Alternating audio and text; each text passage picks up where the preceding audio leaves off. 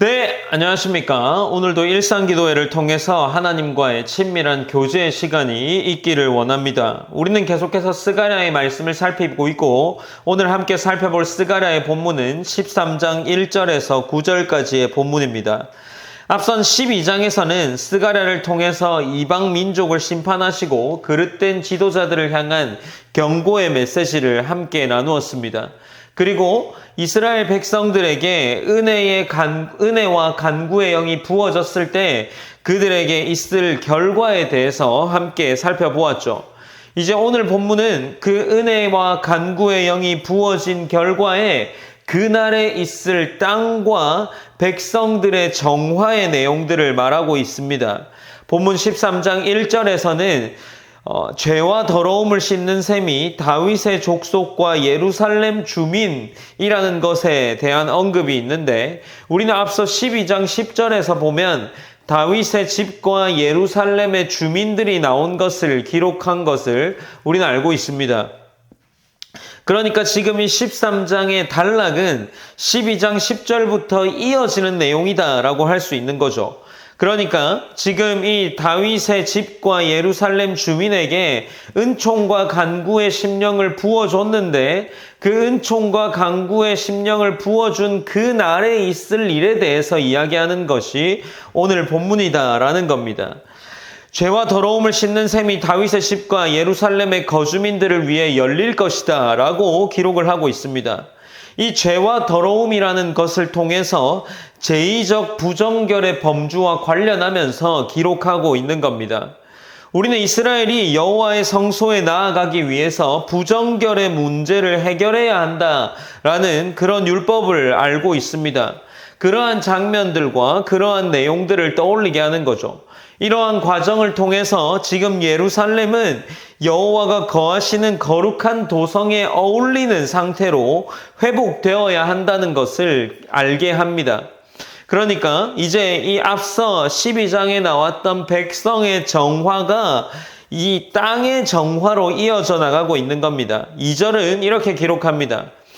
만군의 여호와가 말하노라, 그날에 내가 우상의 이름을 이 땅에서 끊어서 기억도 되지 못하게 할 것이며 거짓 선지자와 더러운 귀신을 이 땅에서 떠나게 할 것이라 라고 기록을 합니다. 포로기 이전 시대부터 모세와 선지자들이 줄곧 외쳤던 내용이기도 하죠. 그들이 외쳤던 내용들은 우상 숭배와 거짓 선지자들의 문제였습니다. 이것이 결국 이스라엘을 멸망하게 한 원인이었죠. 여호와는 그 땅으로부터 우상들의 이름을 끊을 것이다 라고 말하면서 동시에 거짓 선지자와 더러운 귀신을 이 땅에서 떠나게 할 것이다 라고 말하면서 앞서 이야기했던 땅의 정화를 보여주고 있는 겁니다. 이제 예루살렘에서 우상과 거짓 선지자와 더러운 귀신은 기억되지 않게 될 겁니다. 이제 3절에서 6절에서는 거짓 선지자에 대한 심판과 그 결과를 보여주고 있습니다. 거짓 예언을 하는 자는 부모조차 그를 용납하지 않을 것이다 라고 할 만큼 단호하게 다루어지고 있는 겁니다. 당시 율법인 신명기 13장과 18장의 내용을 떠올리게 하는 구절입니다. 하나님의 말씀을 왜곡하여 백성을 미혹하는 자는 반드시 제거될 것이라는 내용인 거죠. 심지어 거짓 선지자는 어떤 모습을 보이고 있습니까? 13장 5절에서는 말하기를 나는 선지자가 아니요 나는 농부라, 내가 어려서부터 사람의 종이 되었노라 할 것이요 라고 기록을 하고 있습니다. 지금 이 본문이 어떤 내용입니까?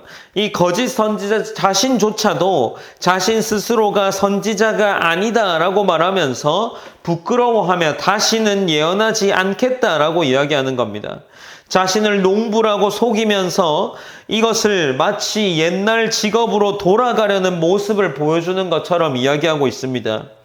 이는 하나님께서 역사하실 때 거짓과 불의가 스스로 드러나고 더 이상 자리 잡을 수 없다라는 것을 보여주고 있는 거죠. 농부에 불과하며 어린 시절부터 어떤 상태였다고 합니까? 사람의 종이 되었다라고 이야기를 하고 있습니다. 이를 통해서 그들이 하나님을 섬기는 자가 아니라 시작부터 어려서부터 사람을 섬기는 자였음이 폭로되고 있는 겁니다. 결국 그들도 끝을 만나게 되어서 하나님 앞에서 부인할 수 없는 거짓 선지자의 존재임을 드러내고 있는 겁니다. 이제 6절에서는 이렇게 기록하는데 어떤 사람이 그에게 묻되 내 팔 사이에 있는 상처는 어찌 됨이냐 라고 이야기하고 대답하기를 이는 나의 친구의 집에서 받은 상처라 라고 기록을 하고 있습니다. 마치 13장 3절에 보면 무엇이라 기록하냐면 이 거짓 선지자에 대해서 이야기하면서 낳은 부모가 그가 예언할 때에 칼로 그를 찌르리라 라는 기록이 있는데 마치 그가 찔린 기록에 대해서 물어보는 것처럼 이야기를 하는 것처럼 보이기도 합니다. 그리고 이와 같은 맥락에서 이 상처는 열왕기상 18장 29절에 보면 바알 선지자들이 바알의 응답을 구하기 위해서 스스로 자해한 내용이 있습니다. 그러니까 지금 이 13장 6절은 거짓 선지자에게 있는 상처가 있는데 그 상처가 마치 바알 선지자의 응답을 구하기 위해 자해했던 그러한 흔적을 떠올리게 하는 것처럼 보이기도 한다라는 거죠. 그때 그것이 그들이 무엇이라 대답합니까? 자신의 친구라 하는 자들의 집으로부터 받은 상처다라고 얼버무리고 있는 겁니다. 이제 7절부터는 분위기가 전환됩니다.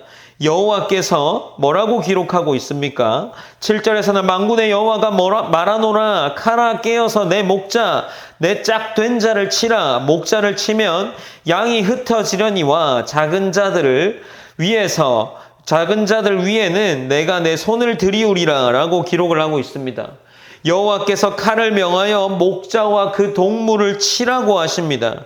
여기서 목자는 하나님의 백성을 돌보는 지도자, 더 나아가 신약적으로는 예수 그리스도를 가리키는 예언의 성취라고 할 수 있습니다. 실제로 예수님께서 마태복음 26장 31절에서 보면 이 구절을 인용하면서 자신이 붙잡힐 것을 제자들에게 말씀하셨습니다. 목자가 맞으니 양들이 흩어진다는 이 말씀은 예수님의 고난과 그 이후에 제자들의 흩어짐, 그러나 곧 이어질 회복을 예표하는 말씀이 되는 거죠. 이제 남은 8절과 9절에서는 이스라엘 땅의 심판과 남은 자의 정화가 언급됩니다.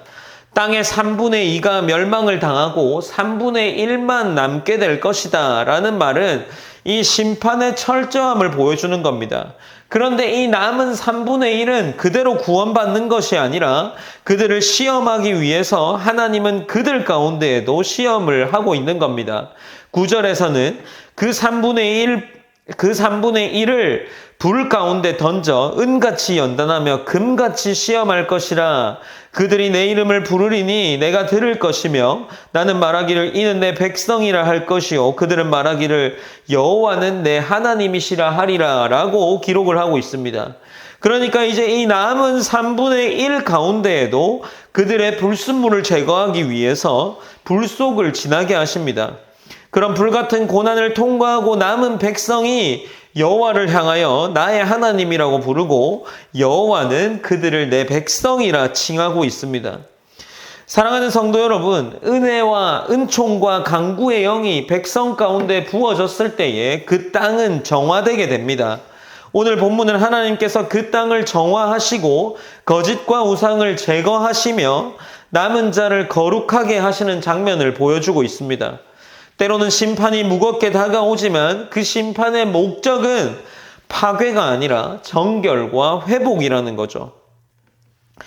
결국 하나님의 백성은 연단을 거쳐 더욱 순결해지고 하나님은 그들의 하나님이 되어준다라는 겁니다.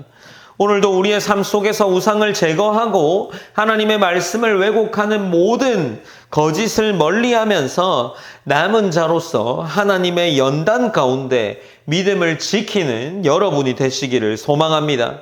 우리 오늘도 이 말씀을 기억하면서 몇 가지 기도 제목으로 기도하기 원합니다. 첫 번째로는 하나님의 백성이 받게 될 연단이 있음을 기억하며 그 연단을 통과하기를 기도합시다. 우리의 본문은 12장부터 시작해서 은총과 간구의 영을 받았을 때 그들의 땅이 정화되고 백성이 정화되지만 그 과정이 험난하다라는 겁니다. 오늘 본문 13장 9절에서도 그 남은 3분의 1을 불 가운데에 던진다라고 합니다. 그리고 은같이 연단하며 금같이 시험할 것이다 라고 기록을 하고 있는 거죠.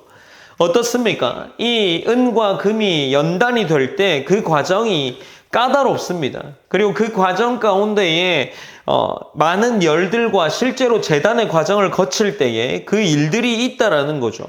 그렇다면 하나님의 백성이 은같이 연단되고 금같이 시험된다면 이 땅을 살아가는 과정이 그리 평탄하지 않을 수 있다라는 거죠.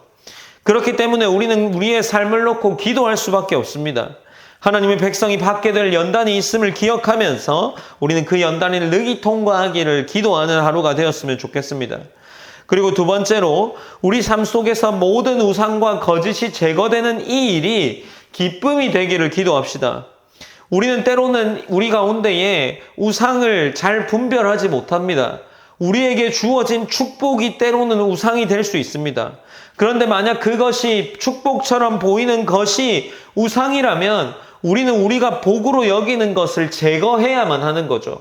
그렇다면 우리가 그 제거하는 일이 기쁠 수 있겠습니까? 본문에서는 하나님께서 우상의 이름을 끊으시고 거짓 선지자와 더러운 영을 떠나게 하시겠다 말씀하십니다. 그렇다면 우리는 때로 하나님보다 더 사랑하는 것들을, 의지하는 것들을 내려놓아야 할 때가 있을 수 있습니다.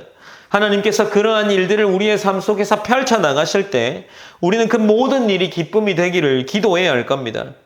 미혹하는 모든 거짓으로부터 우리를 지켜주실 하나님을 기억하며 기도하기를 원합니다. 우리가 오늘 우리의 삶 가운데에 연단의 과정을 통과하기를, 그리고 우리 삶 속에 펼쳐가는 하나님의 연단의 과정이 우리에게 기쁨이 되기를 기도하는 그러한 시간으로 오늘 하루를 시작했으면 좋겠습니다. 제가 기도함으로 오늘 일상기도회를 마무리하겠습니다. 사랑의 하나님 감사합니다. 하나님 오늘도 일상기도회로 하루를 지켜나갑니다. 하나님 우리가 늘 하는 일상기도회이기에 하나님 때로는 이것이 아무런 의미가 없이 형식적인 것만처럼 느껴집니다. 그러나 우리에게 이 말씀을 보는 시간, 그리고 들려지는 말씀을 통해 우리가 기도하는 이 시간들이 참으로 귀한 것을 기억하게 하시고 이것이 우리의 신앙의 발판이 되어서 하나님을 기억하는 귀한 시간으로 이 시간이 사용될 수 있도록 인도하여 주시옵소서. 오늘도 어김없이 스가랴의 말씀을 살펴봅니다. 이 스가랴의 말씀을 통해서 우리 삶의 연단의 과정과 그 연단의 과정을 기뻐한다라는 것을 기도해야 한다 나누었습니다. 하나님 우리가 기도한 것처럼 우리의 삶 속에서 하나님의 간섭하심과 하나님의 일하심이 기쁨으로 다가올 수 있는 귀한 성도로 성장할 수 있도록 인도하여 주시옵소서.